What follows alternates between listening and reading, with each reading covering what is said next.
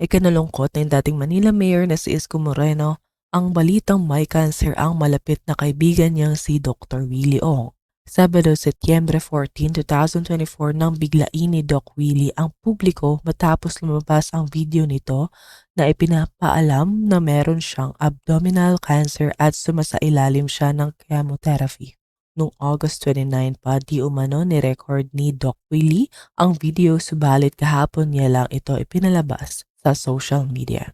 Malalim ang pinagsamahan ni Isko at Doc Willie na naging mag-running mate pa nung tumakbo sa pagkapangulo noong 2022 national election.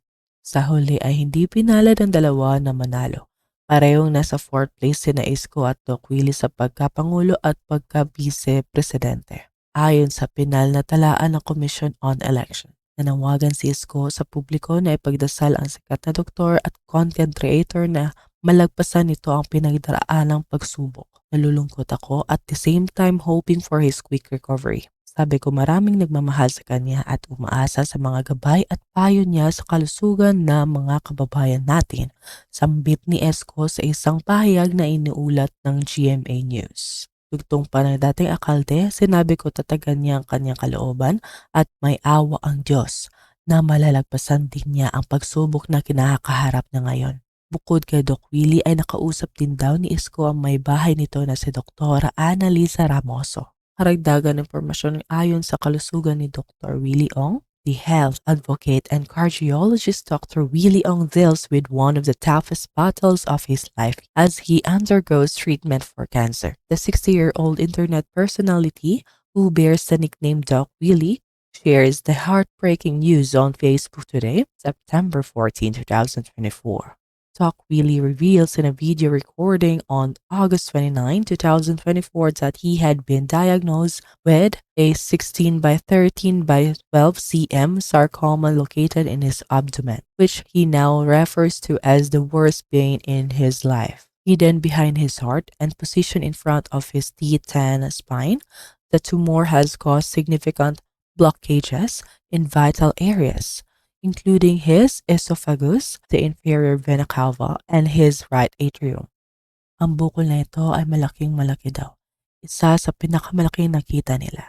He says, describing the severity of his condition. According to the World Health Organization or the WHO, sarcoma is defined as a rare type of cancer that originates in the bones and soft tissues, including muscles, fats, and nerves. Sarcomas are known for their diverse range and are often challenging to diagnose and treat.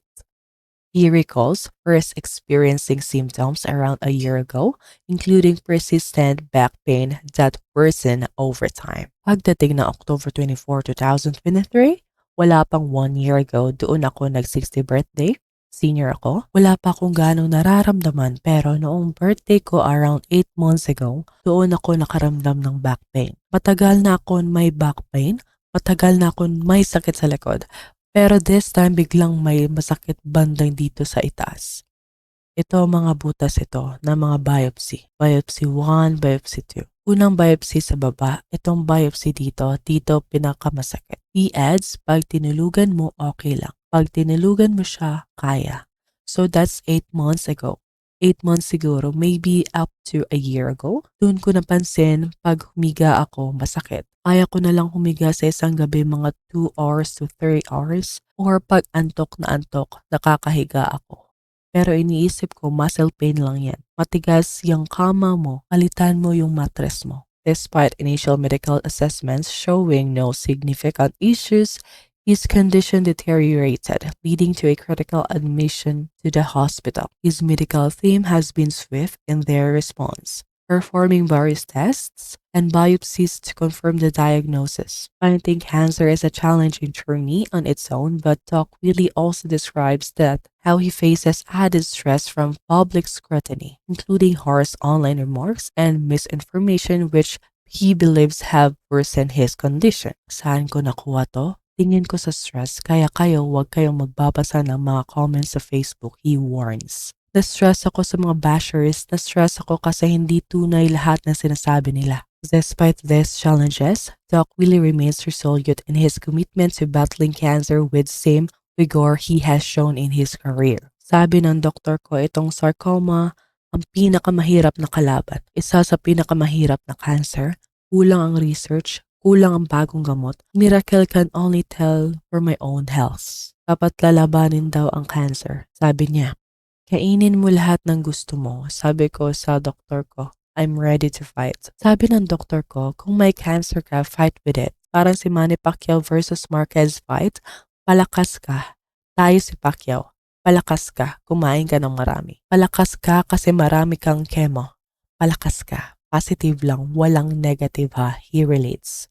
Finally, he declares with determination, I have a large abdominal cancer. It is serious but I will fight this battle. Para sa lahat ng cancer patients ng Pinas, gagaling tayo. Gagaling tayo sabay-sabay. As Doc Willie continues his treatment, he remains hopeful and appreciative of the outpouring of love and support.